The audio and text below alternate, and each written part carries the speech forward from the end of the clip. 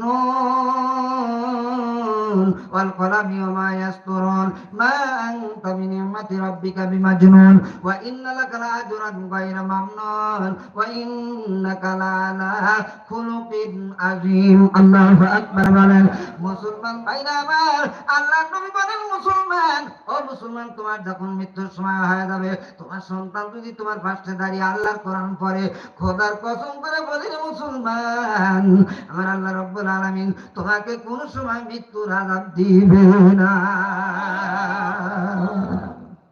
কিন্তু কি ছেলে বানা গেলেন, ছেলে খুব বড় ইঞ্জিনিয়ার, ছেলে খুব বড় বিসিএস পাস করা ক্যাডার, ব্যাকে এমবিবিএস পাস করা ডাক্তার, এরপরে বহুত বড় আরো কিছু, কিন্তু কোরআন জানে না। আপনি মৃত্যুর সময় সূরা ইয়াসিনটা পড়তে পারলো না, মৃত্যুর সময় মরণের পরে জানাজার নামাজের একটু দোয়াটা পাইলো না, লাভ আছে? এ কথা বলে কেন, লাভ আছে?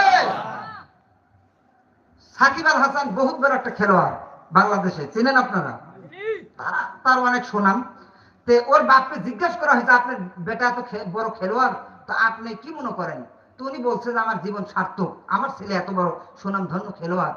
তো কয়েকদিন আগে ওই আমলিকের থেকে এমপি হয়েছে চোর ভাই, এখন এইরকম সমাবেশের যা বলতেছে বিসমিল্লাহির রহিম, কি মূর্খরে এই বিসমিল্লাহ পারে না চোর, কথা আমরা কথা বল না এই কাজ করে নাই কি, আরে বিসমিল্লাহ পড়তে পারে না, এই বাপের জানাজা কি করবে রে?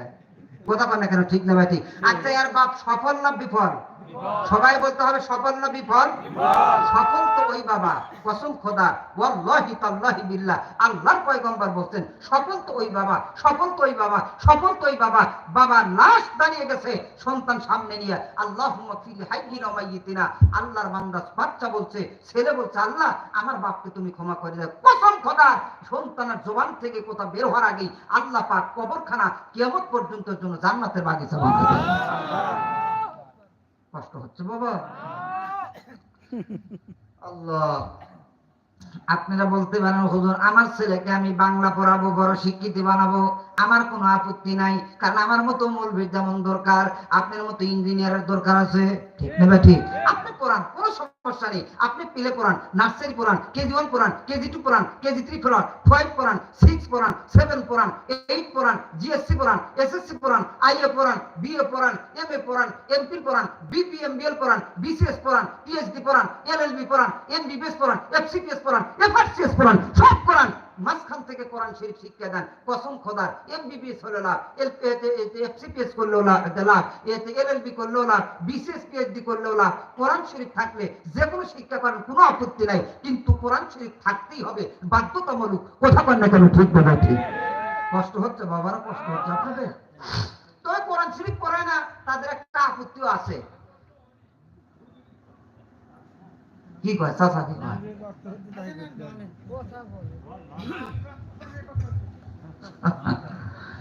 আল্লাহ। তো ভাইরা আমার কিছুক্ষণ চালাবো না, শেষ করে দেবো।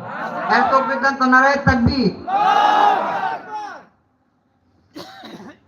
ধরে দিলাম না, সাবধান হয়ে যান ভাইরা আমার। তবে আমাদের বাংলাদেশের কিছু কিছু মানুষের একটা আপত্তি আছে, বলবো কথাটা বলবো। আমাদের মতো হুজুর বানাইতে চায় না, আমাদের কোনো সার্টিফিকেট নাই। কি নাই? সবাই বলেন না কি নাই? সার্টিফিকেট নাই হুজুরদের। এই শিক্ষা করে লাভ কি? 3টা কাগজ, ও কাগজের মূল্য আমরা দেই না, ও কাগজ আমরা বিশ্বাস করি না।